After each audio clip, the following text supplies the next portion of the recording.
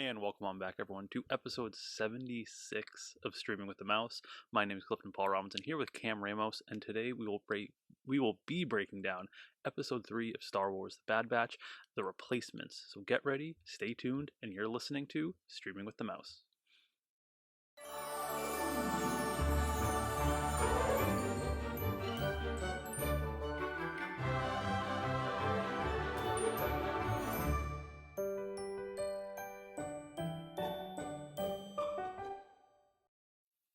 And welcome on back, everyone, to another episode of Streaming with the Mouse. And joining me as always, I'll do it this time, the wrecker to my hunter, Cam. Cam, how you doing?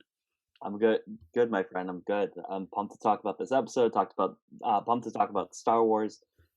You've had a good week Star. for. I was gonna say you've had a good Star Wars. You've had a good Star Wars week. I did. My parents came back off planet from Batu, which is really exciting, and they brought some goodies. I got the Rey Legacy lightsaber, the Obi-Wan Phantom Menace Legacy lightsaber. When I say the Rey one, I mean the Episode 9 Rise of Skywalker yellow one, which is cool.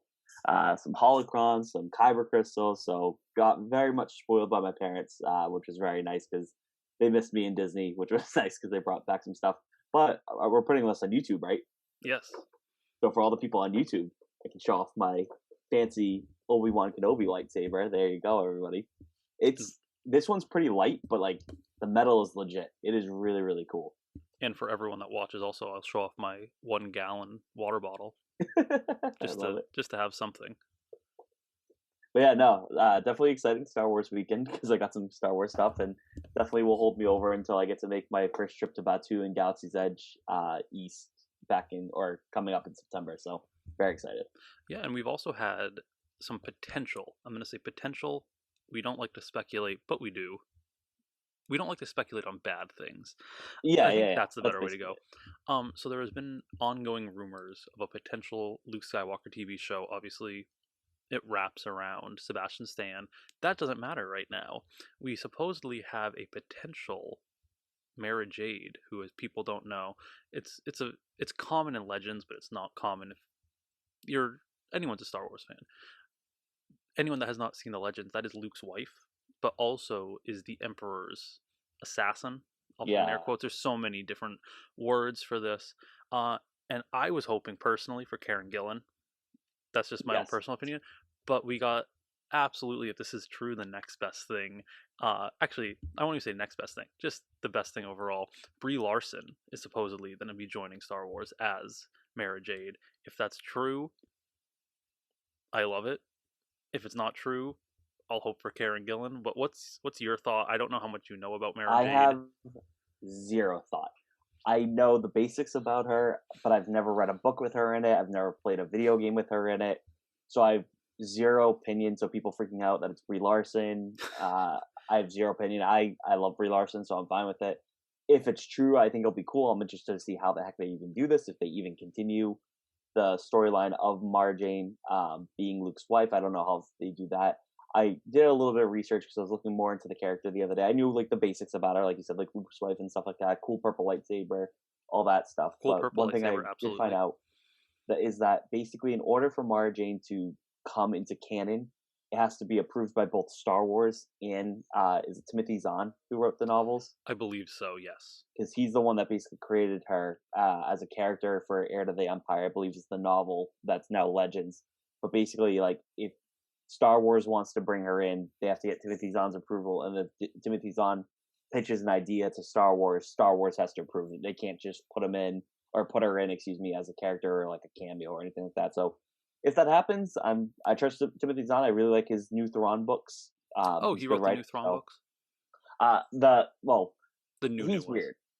No, like the middle ones. So he has the Legends, then he has that new trilogy, but then he has the new trilogy. I read like the middle trilogy basically. So personally, I will just say my own personal, if I was a writer in this writer's room pitching something, do not put her in the original trilogy. There's so much saturation in the original trilogy now. You don't want to I don't want to say ruin it. It's hard to ruin Star Wars, unless you're a Star Wars fan. I would love it that if the Emperor kept her quiet as a wild card, and if anything ever happened to her, to happen to him, she's sent out to do it. So it would be a really cool thing to see her trying to help post-Empire, like, finish the plans. Like, she had Be a very kind of cool, like specific plan. like a post-Empire, like Inquisitor role kind of But a thing. better. But Yes. better, and it does Yes. end. I would really like the idea of it being, like, before Luke really decides to start the Jedi Order, and they do get married. Doesn't matter if they have a kid or not, but she dies, and then he's finally like, okay, now my legacy will be the Jedi. I think there would be so many cool ways to go about this. There's been rumors of Brie joining Star Wars for over a year, I think, at this I mean, point. she's a huge fan. I remember, like, when she got to work with Samuel L. Jackson for Captain Marvel, like, her favorite experience was basically seeing, like, the bad MFer, like, written on his lightsaber hilt. I loved Brie Larson since Scott Pilgrim versus the World, so she's a great actress. Incredible upper body strength. If anyone follows her on Instagram or Twitter, she's getting ready She for kills it at the gym. Good she's for getting her. ready for the Marvels. At Marvel, please drop your workout routines. I would appreciate that. And then I think that's it for Star Wars news. Whoa. Supposedly, Daisy Ridley coming back to Star Wars too. So let's not. Supposedly who? Let's bring that one up. Daisy Ridley. Oh, I forgot. That was last week. That was last week. Yeah, right after we recorded. But Daisy Ridley might come back for her own show. I know there was like talks of like them trademarking the name Skywalker Academy. I kind of hope that like a show, if they do one with Rey, is Skywalker Academy. That she is a Skywalker. Mostly, I love Rey, but also I want to see Finn become like a Jedi real bad. I think that'd be so cool. Yes, I would love for John Boyega to also return. He originally closed the door, but then he's like peeking back in. Give Finn his justice. Hashtag save Finn. Yeah. No, I would love that idea. We'll just wait and see. Supposedly they want to put Rey in season 3 of Mandalorian, which I'm like, does that mean we're getting a time jump? But I feel like every time there's an actor mentioned for Star Wars, they go season 3 of the Mandalorian. I'm like, no, please stop. No, it doesn't please have stop. to be. It could be completely new. That good point. I can't believe I forgot about Daisy Ridley. I would love that as well. Other than that, for Disney Plus news, we know that we got a new Loki trailer where Mobius calls Loki's bluff. We know that Disenchanted is really pushing forward with everything. Very exciting. And then congratulations to Olivia Rodrigo for making Arson cool. I don't know if you've seen her music video. Of course I've seen that new video. She is excellent. Her music just keeps getting better. I'm nervous for how good she is, that like she's just gonna like say bye to High School Musical, the musical, the series, because like she's so above it, and I'm just so nervous for that because I want Needy and everything. The way I look at her, especially now that we know how big of a Swiftie she is, I'm not a Swiftie. I do like Taylor Swift, but I'm not one of the fans that is on Twitter 24/7. But I know she's a big Swiftie. And it's very terrifying to think how good she already is. And it's almost like she could turn into Taylor Swift, but Taylor Swift that also acts. And that's just unstoppable. That's not fair. It's gonna be fine, Cliff. It's gonna be fine. It's fine.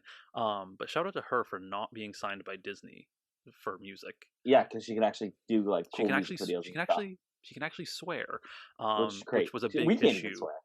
Well, we can. We just choose not to. That's true. We can make this an X-rated podcast, but then we don't appeal to half the Disney audience. It's fine. It's fine.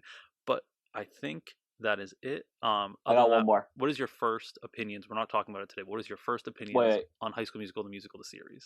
Real quick, 2. I got one more news story. Let's hear it. Monsters at Work, July 2nd, Disney Plus. Can't wait. Yep, I saw that. That was my last one. I saw High School Musical, the musical, the series, though. Now switching back to that. Episode 1, fantastic.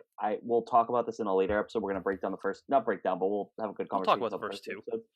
But real quickly, I love that because we knew that they weren't doing High School Musical 2 as the play, I'm still glad we got that little compilation of some of the High School Musical 2 songs, especially Bet on It was fantastic by Bassett, whatever his name is. Joshua, thank you, Joshua Bassett. So that was pretty cool. But first thoughts, it's great. I'm really mad I'm watching the show every week now because I really, really, really loved binge watching it last year. And I wish I could do that, but I can't because it's so good that I can't do that. So it's great. But, yeah, I am not patient, so I will need to watch week by week. And shout out to Joshua Bassett for feeling more comfortable in his own skin. Hell If you yeah. know what that is, you hopefully have seen it trending on Twitter. But let's jump into it. Episode 3, The Replacements. The Batch gets stuck on a desolate moon. And this was an interesting episode overall. I'm happy we got Crosshair in it. But overall, what were your first thoughts with this entire episode? Yeah, I mean, it was definitely a good one. A lot of good moments. I love the slow burn of this, and I know people are very against slow burns. I mean, look what happened with WandaVision. That was only 8 episodes and ended up being fantastic, but people were mad about the slow burn at first. So I wouldn't say that these are like filler at all, but it's definitely a slow burn. I can acknowledge that as like a viewer, that's definitely a slow burn, but it's one that I'm appreciating a lot because I think we're getting so much little details here and there that are helping to build these characters up, especially Omega, who we haven't met before until episode 1 of the Bad Batch TV show. We're learning so much more about her, and it's fun seeing the little knock on wood, not even knock on wood, but like supposed Easter eggs, especially if we think her like Bad Batch ability is going to go the way we think it's going to go. Luke Skywalker probably would say that it's not going to go the way that we think it's going to go, but whatever. So no, it's exciting for sure, and I really like this episode because it's going to build more on that relationship. And especially, I love seeing the relationship between Hunter and Omega, and this was a great example of their relationship and their growing bond, as well as the rest of the team. But what about you, Cliff? What are your thoughts? Yeah, I would say, see, it's very interesting. I think the difference between WandaVision and Bad Batch, because I have not seen complaints about slow burn. I like the phrasing you use for that. People are fine with a slow burn for Bad Batch and not with WandaVision, because WandaVision, we knew the characters. We knew these two characters. Sure. We were given a lot of character development for Wanda and Vision. We were given even more in the show, but the Bad Batch is different because we were working with brand new characters that were introduced. Only half of them were, or all but one of them were introduced in just a quick arc. So we're Sure. fine. The slow burn is fine because it's about the character building. Where WandaVision, we're like, why are we getting this? Because we know these two characters. But great Yeah, I don't episode. think I think WandaVision was also tough too because like we knew that there was some sort of mystery in it, and I think everybody just wanted the mystery to be solved episode 1, and there's just no way it was going to be. It was not. And this one though, this episode, we say it's a slow burn for the whole season, but we jump right into the Empire and their atrocities and war crimes right off the bat. We'll talk about that about halfway through Terrible people. this recap. But let's jump in as we start where we're on the Havoc Marauder during, I called it chow time because that's what Wikipedia called it, where Hunter is handing out rations to everyone. Wrecker is pumped. Favorite meal of the day is any meal. And he eats his first one and he's ready for a second one. And Omega is like, we can't, well, Hunter's like, we can't have this. We're running low on rations. And Omega's like, well, you can eat mine. And he's all ready for it. And then it's like, she doesn't even have her own bedroom. Let her eat her damn food. And she does happily. Again, it was sowing the seeds. How selfless Omega. Sowing the seeds. Just so good. So good. Sowing the seeds of how good she is. And they all get to eat, luckily, including Omega. And Echo and Tech, while this is happening, is complaining. They're fighting over the repairs on the ship because when they impounded the ship, a lot of damage happened overall. And Wrecker keeps complaining about a headache. Overall, this is getting me nervous. This was getting me nervous. So overall, start about this scene, and then we'll wrap it back to the headache. Yeah, so I mentioned it. I like the sowing the seeds of how selfless Omega is, and I like that we get like Wrecker's little impatience, like, yep, okay, I'm gonna take it, and then it's that knowing look. I think it was from Hunter. I forget who it is. That's like, dude, like she hasn't eaten yet. Like she doesn't even have a bed. We're gonna do this ration thing. I can relate with Wrecker because I am also very hungry all the time as well. But very nice again, sowing those seeds for Omega, giving her some more depth here and there. But the big thing, let's call a spade. The headache has me very nervous because I love Wrecker. And I'm very nervous that they're trying to tap in to these inhibitor chips, and they're slowly going to go one by one to when it's literally just going to be. I can see a situation where everybody's inhibitor chip goes on, and it's like Omega versus the Bad Batch, aka like Omega has to fix the Bad Batch. I think that would be an interesting way to do it, and I think it's something you could do over the next 13 episodes because this is a long series or a long season. But very interested to see if they all go down one by one and to see the different battles that these Bad Batch members could have with one another using their different super abilities, basically. But what were your thoughts, Clark? See, I think that also, but I think the only one that's vulnerable enough is Wrecker, just because, no offense to this animated character, he's big and stupid, but he's not stupid at the same time. He's impulsive. Yeah. But he is someone that, he's the most dangerous person to have the inhibitor chip turn on, but we know that Tech is working on a machine that will find it and neutralize it.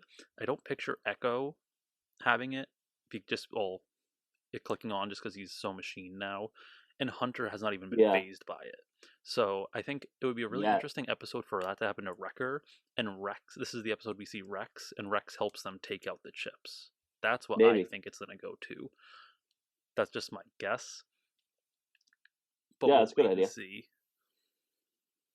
But then, when they were bickering and saying, "Oh, the computer showed there wasn't that bad of a thing," the Havoc Marauder gets pulled out of hyperspace and on direct collision course for a nice desolate moon. Better than Anakin, they have another happy landing, a pretty safe crash landing personally, and Wrecker hits his head again. And there's stuck on this desolate moon with no atmosphere. And did that remind you of anything when you were watching it? You put it in the notes, but I definitely thought we were going to get a giant space worm, that we were going to be in a cave, which we didn't get that. We did get a different creature, but definitely some episode 5 vibes in here where they haven't used the breathing mask because of the no atmosphere and all that stuff. Some definitely big episode 5 Empire Strikes Back tones in this, which I thought was pretty cool. Yeah, it was. I definitely liked that, and I liked the different version of respirators. I thought they were cool how it latches. Yeah, I thought that was interesting. So they decide they have to fix it up. But then we cut to Camino, and we are seeing the first ever human recruits of the Empire. They get these sick, all black clone suits, green visors. It's almost like they're a special version of attack troopers that we see in Rogue One. But we'll see. And we are introduced. Oh, go ahead. I thought the look was good. They obviously had the green visors and stuff. Not obviously, because Star Wars can always zig when I think it's going to zag. But this looks like it's the beginning of the Death Troopers from Rogue One, and I've said it multiple times. I love Rogue One. I think Death Troopers are one of the coolest looking trooper outfits in Star Wars history. It's easily a top 3 or 4 for me. So I think it'd be cool if this is backstory on what Death Troopers are, because we didn't see any Death Troopers in the original trilogy. First time we ever get any of them is literally in Rogue One. So I think it'd be cool if we get some hey, this is how they started, and it was all because Crosshair either helped train them, or maybe they cloned him, and those are the only clones in the Galactic Empire's army.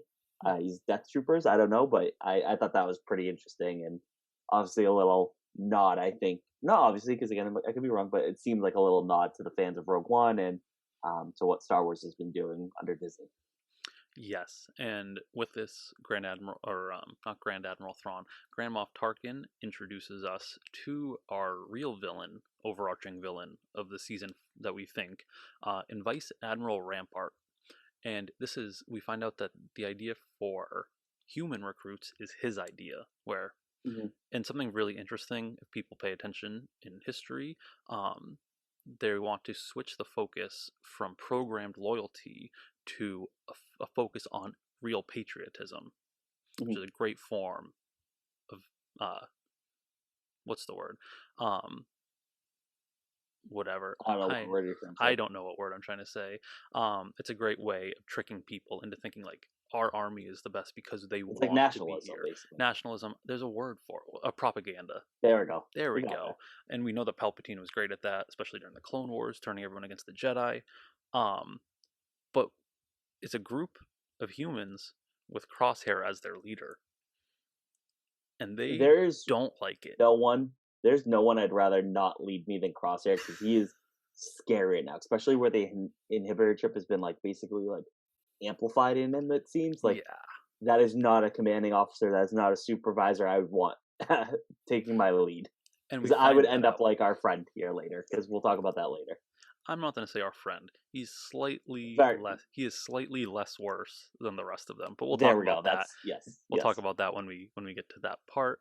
yeah. Um, and you can tell that these people hate clones, and they're very upset with Crosshair being their leader. But this is the first way to phase out clones, and there is the focus on why is he in charge, and it's because good soldiers follow orders. That line gives me goosebumps whenever I hear it in Star Wars. So overall, we know from the toys, from specifically Black Series, that Rampart and the Elite Trooper were going to be in it. What was your first view on Rampart, at least? Yeah, I think you make a good point. I think this is going to be our like big, not big bad, but like might Big as well bad, be as far in as air quotes. yeah, like yeah, for sure. Like I don't think he's going to be like an Agatha or anything like that, but he's going to be a big antagonist in this series. So we get the introduction to him here. I'm interested to see what he does because like obviously Crosshair is doing what he would probably want his soldiers to do, but he's obviously very against clones and wants like the humans to fight for the Empire like they're supposed to and be whatnot. When I say like they're supposed to, I don't think they should, but you know what I mean. Mm-hmm. So I'm interested to see like how his attitude changes, if it does with Crosshair, if him and Crosshair have some sort of falling out because Crosshair is a clone. I don't know, but he's definitely intriguing, and I'm excited to see more of him. It's definitely not a character I'm like this guy stinks. Like I'm excited to see more and like what his thought processes are because I love these little behind the scenes of like, hey, we knew some things happened here in between all these like canon movies and some of these TV shows, but like now we're getting to see all the behind the scenes kind of thing in the world of Star Wars. How do we get from point A to point B? Yeah, and it's I like seeing how the sausage is made kind of in the Star Wars world using these TV shows, specifically the cartoons and animated series. And the only thing that we know is he will be some form of important person because they don't just give anyone their own Black Series, especially in animation. So Fair, yeah, wait and that's a see. great point, especially in animation. Absolutely, Especially in animation, I don't even think they gave Resistance them. they did. Oh, they did. Yeah, there's a cool Zeb one that I used to have Oh, actually. okay. Yeah. Well, then when we enter back on this desolate moon, we are introduced to dragons. Well, a solo dragon, an interesting one, an Ordo moon dragon that eats raw energy. Cool concept. That's such a cool concept. Oh, sorry. I'm sorry, Cliff. Oh no, you jumped in perfectly. It's such a cool concept until it messes with your ship. There's like a ship graveyard on this Honestly, planet, even on when this it messes moon. with your ship, it's a really cool concept that it eats like battery packs and energy. Like that's really cool. It really is. And it starts messing with the ship and ends up stealing the capacitor, which is actually their last capacitor because they they do a good job saying like, "Hey, we've been traveling for a while. Rations are low. We're running out of parts. The ship needs to be fixed." Excuse me. Yeah. And it steals the capacitor, and this ship is dead weight until they can do anything. So overall, I mean, you already talked about the dragon. I thought this was a fun little side quest. Yeah, for sure. I mean, it brings the group closer together, and we'll talk about it. I'm sure some more when we talk about the Dragon Den. Um, we obviously see some things that happen with Omega and what her willingness to help the group out is. So really cool, but I just can't get over this concept of the Ordo Moon Dragon. I know I was afraid of the spiders. Not a, well, yeah, I was afraid, whatever, from season 2 of Mandalorian.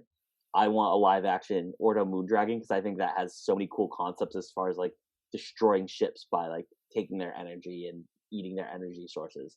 I would love to want to see one of these in live action. It's all fun and games until we get a live action Loth cat. Yeah, yeah. Shaking my head as I close caption myself for people not watching. I know technology's gotten so cool for CGI because obviously the dragons in Game of Thrones are Some of the best insane. Yeah. And the way they did the Greater Crate Dragon was so incredible. Yeah. That do whatever you want. Yeah. Just I'm all in on throw the money at it. And for this to be fixed, Hunter and Omega are going to go off and bring back the capacitor. And so as they're walking, they get to talk because Omega's now part of the crew, and Hunter, we find out, is mad at himself because he feels like he's a failure because he let go, he didn't left Crosshair behind. And while fans are not a fan of Crosshair because he's a dick. Let's be honest. Even before the chip, in the famous words of Andy Dwyer, um, he still was very important to this crew. And even though he was this like Debbie Downer, he still was one of their brothers. And even though he was a pain, they still all got along. So I think this meant a lot. Yeah, and especially like I know I keep like sounding like a broken record of how awesome like the Omega character building is in this show. That's a great example of character building for Hunter because like this guy was literally trying to kill you, and Hunter's still upset he left his brother behind. Like he's still like hurt about it, even though he was literally just trying to murder them all to get him to stop from leaving in episode 1. It shows you what kind of guy Hunter is, and yeah, he's what an awesome character. They're doing Filoni and the team are doing such a good job with Bad Batch and with the show, and it's literally only 3 episodes in, and I'm feeling so connected to these characters already, and I know it will continue to be. Yes, overall, it's incredible how they've given originality to similarity, especially in regards to clones. Right. Where Legends, all clones were cool. The clones were always cool. If I was picking between Legends and what we have in canon, personally, I like canon more. They're both very cool characters in both aspects, but I just love the whole. It's very much like breaking the mold. Like, yes, you're one in billions, you're one in millions, but you're still unique in your own sense. And the Jedi understand this. We see that through like Yoda, like you're all different in the way of the Force, and regular people don't see that. So I love the uniqueness, but the only thing I'm going to consider a big loss in Bad Batch is if they never have something with Echo and Fives. I need to see Echo handle someone while they're all brothers. Echo and Fives were like actual brothers to each other. Like they were inseparable. And I do need to see that. I need Echo to be more than just a machine. Yeah, for sure. I'm it's not that I don't care about Echo because obviously I loved Echo in the Clone Wars, but I just like I don't know, he feels a part of the team, but he also doesn't at the same time. I know that doesn't make any sense. He's like their droid. I was thinking about that today. He is like their R2 unit. For the sequel trilogy, you mean? No, it's like how every group has like their droid. Oh, just to like use him for his like. He's literally like he's almost like their pet. It's very horrible to say that. Yeah, I need more Echo, and I need him now. I need him to be the Echo that I knew from Clone Wars. I think we will. Like every episode has been giving us a little bit more character development for individual people, so I think Echo's time is due. I think Echo's time will especially be due if we do get Rex, because that's the importance. That's a very important relationship, especially when they find out they're both alive still. Because I don't know if they will, if they know that at this point. No, they know that. They both know that. Well, the Bad Batch knows Rex is alive. Oh, right, because of talking with Cut. You're right. Yes. So, with this, though, we head back to Onderon, where good soldiers should be following orders with a new test of loyalty, where the new, I don't know what they call them, just like the elite shadow squadron. That's what I'm going to call them for now until we're given a name. Crosshair and his new group of humans hunt down Saw Gerrera's camp and decimate them. It's not even fair. I thought the coolest thing was they try to take off and Crosshair snipes through and kills the pilot. Horrible, just very cool. It was a very interesting and cool action scene to show for sure how good these people are. And Crosshair is ruthless, starts to question these people. A woman does not know, and he's like, even if I tell you, I won't. Even if I knew, I wouldn't tell you. And he goes, I got that, and shoots her. And one of the soldiers, the one that was grade A, D-bag, they didn't give them names. There was like EO-1. Like they just gave them weird names. He speaks out. He's the one that was like clone, like back on Camino was like, clones suck. We don't need this. And he's like, what are you doing? Like, we're not supposed to kill civilians. So I'm glad while you want to join the Empire, you will not go against the Geneva Convention. But Crosshair is like, okay, don't want to kill him, and then boom, I'll kill you. What a wild time. This was one of my favorite scenes so far. Absolutely. And it's I know it's messed up to say because it's crazy on what Crosshair is doing, but it's the most intriguing, I think, because you have Vice Admiral Rampart who doesn't want clones, and this clone is doing exactly what dirty Empire or Imperial, excuse me, scum would want him to do. So I'm very intrigued. Like, why don't they want to use clones if this is what they have? Unless they do try to do a whole clone army of just all Crosshairs.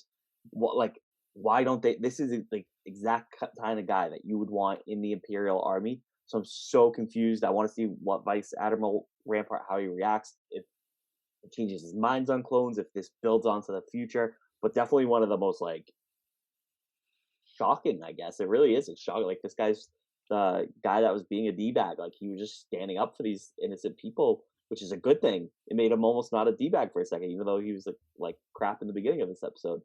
But then obviously Crosshair does what Crosshair does, and it just yikes, and everybody just falls right into line because good soldiers follow orders. He is DEAD, and yeah, after he's like, well, what are you gonna do to the rest of the civilians? And it's such a unique thing where my mom's always like, you like your cartoons too much. I'm like, I do. That's fact. And I'm not afraid to admit stories. Who cares what form they're in? And the reason it works so well in the greater scheme is because there's so much Star Wars, where usually empires and dictatorships are built on this brittle fear. And fear's the worst to build something off of because it's brittle, it shatters, it crumbles. And that's the thing where now we already know all these new human recruits is going to be, oh, either you kill them or we kill you. That's a brittle type of submission. For sure. And they head back. They don't find Saw, because Saw is always one step ahead of the Empire. And Brent goes back to Camino, and you can tell when they get off the ship that all the new recruits, they are defeated. They're like, what the heck did we just do? While Crosshair's like, I got you. Heck yeah. And Rampart and Tarkin are impressed, and Tarkin's like, I'm out. You got this underhand. Good luck. Yeah. So. Yeah, it's definitely crazy. I'm so excited to see where this goes from now on. Just the story's incredible. And I'm kind of happy we're not getting more Tarkin, personally. I feel like I am, but I'm not. And you know how I feel about Tarkin. I was always like terrified of him when I was a kid, which is why I like him so much. I like a bad guy that I can be afraid of. But I don't know. It is nice we're getting a new character. I get we're exploring the farther universe. We don't need everything to be connected back to the Skywalker saga, I guess. But I do like Tarkin. So it stinks, but hopefully we'll see him again down the line. But I'm excited to see what Rampart does. I would rather say I'm happy it's not Tarkin because I don't want Tarkin as a background character. That's a great point. That's cool. More what I mean. Yeah, that's true. It would be cool if they gave him a show. It would be really cool to see how he rose through the Republic. That'd be a cool show. But then we head back to this moon where Hunter and the dragon get into a fight. Don't fight a dragon. Hunter loses. His mask partially gets knocked off, and he gets knocked out. You know, lack of oxygen and everything. And Omega fixes his mask, but he's not down for the count. So Omega takes the flashlight and the gun, heads off towards this creature alone. So as she's moving through the lair, just with a flashlight and pistol, she enters into its actual sleeping quarters, and we find out that this creature is not bad. I think that's the best way to say it. It's a very docile creature that does what it needs to survive. Just needs some energy. Just needs some energy, and it does not attack Omega. And she finds out that the creature likes the flashlight and throws the flashlight. It's like a good trade. Flashlight for the capacitor. Yeah. Picks it up. The dragon doesn't follow her. Hunter wakes back up and is like, oh crap, is Omega dead? But she pops back out, and Hunter is starting to see the importance that Omega is definitely one of the crew. And we see it too as the audience. I mean, we see how resourceful, how smart she is, But also, like, I think this again. I know I'm really much on the train of Omega has like some sort of force ability, but like Hmm. it was interesting because there's a couple times in the den like she has to choose like a path to take to get to the That's true. and she just like goes and she knows where it is and like you can easily overlook that like oh lucky guess but was she maybe using the force to guide her there? I don't know. I it could just be me reading into it based off like my little prediction of what Omega's gonna be. And if she's not force sensitive, I don't care about that. It's not the end of the world. That's just where my little brain's going as I like to explore and think about this. But I was wondering if that was like a little another subtle hint, like, hey, this is Omega not knowing she's being guided by the force, but she is at the same time. Might be. I don't know. But it was very cool scene and obviously we get to the end where Omega really becomes part of this team. Yes, and I will say people also brought up the fact that some force sensitive users, Ezra Bridger, are good with animals, but Yes. she didn't seem to be doing what Ezra did. So I think people are just reading a little too into it, but we'll see. Yeah. And yes, and my last bullet point for this is called a house versus a home. And there's a very interesting stark contrast between Omega and Crosshair, where when they get back, Wrecker had turned the back turret into her own little paradise for Omega. And she is pumped because this is her first ever bedroom, and really now it's shown that she's officially part of the team. Yeah, and I Overall, like this your because thoughts? sorry, I'm sorry. I was gonna say I overall like your this thoughts. because yeah, sorry. I like this because of like Wrecker was the one that like almost took her food in the first part of this episode, and now he's the one making her room. And we've seen so many firsts with Omega. We've seen the first episode, the very end, her first time going to space. Next episode, episode two, first time she's touching like dirt. And now we're getting this is the first time she has her own room, and it's really cool to see how quickly she's been part of this team. I mean, I know the first episode was 70 minutes long, but in the span of 3 episodes, basically 5 episodes, if you break that up into like 3 episodes, the first episode, Hmm. um, she's been a part of this team, and that I like we said, it's not a house, it's a home, it's a family now. Even with Crosshair out in the wind with the Empire, Omega's been a nice little addition to the family, and it was very cute. What a cool scene! And they have the what's it called, the Tuca doll or something like that, I know he gave her the doll, Lulu or whatever her name was, the Lulu. Yep. doll's name was. That was really cool. And that's then this is now a home for Omega, and then we go back to Camino where they completely cleaned the Bad Batches. Things scrubbed it. It's now peak clean. There's no uniqueness to it. And Crosshair is just in his quarters with people doesn't know, and people that don't like him. Uh, and personally, I might be reading into it, but it really seemed like he was very sad slash concerned, where he's almost like fighting the chip. Like his mind is like, this isn't right, but it's like fighting back and forth. I don't know if I'm just reading into it and hoping he comes back to the the Bad Batch, but that's maybe it's me just me hoping without hope. What was your thoughts there? Yeah, no, I it might be you holding on to hope, but then it's also me holding on to hope because I think that'd be cool. Like if it's not, I don't like him being like strained fighting it. I like if it's a subtle Mm-hmm. little like not. I like subtle little nods, especially where this is gonna be 16 episodes long. Like you can have these subtle little moments, Mm-hmm. and it builds more and more and more where he's fighting it. Maybe he's just like, I mean, Crosshair would be probably the first one to complain about how messy their room was, but then when it was finally clean because the Bad Batch and his brothers were gone, having that little sadness, that little twinge of like what he's missing was a very telling detail, and I hope we get that. I keep saying this. I'm sorry. It's not like a Brooklyn. The slow build of this and the sowing these seeds. I'm just going to use all the cliches I've been using all episode, but it's true to make it so that way eventually Crosshair can fight through the inhibited chip and hopefully join his brothers in the Bad Batch again. I agree. Or at least come back and sacrifice himself. Something like that, yeah, Something for his something like brothers. that. Um But an awesome episode, Cliff. Really fun. And I was yeah. glad we got to talk about it and discuss some more. And I'm excited to do it again in the future.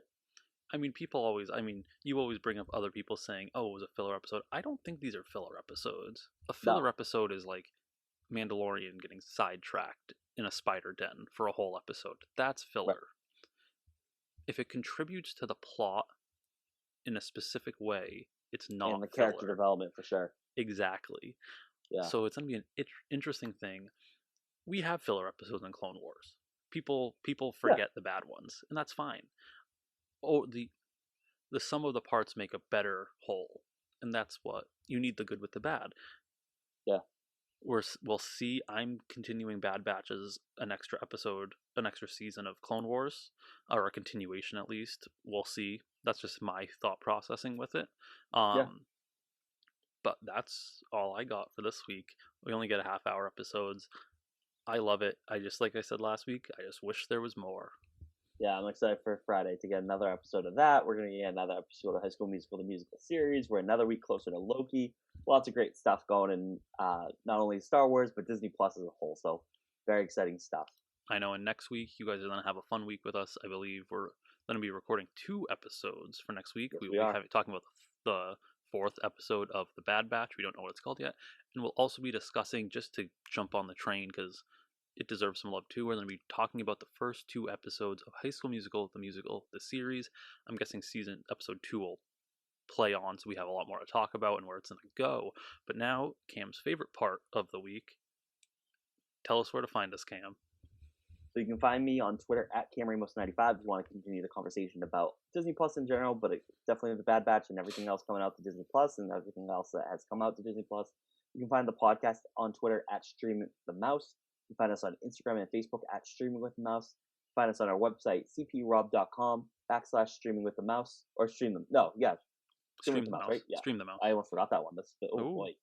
Yikes. Oh boy. I have an inhibitor chip that's preventing me from saying that. You can also find us wherever you get your podcast from: Apple, Spotify, iHeartRadio, Google Podcasts.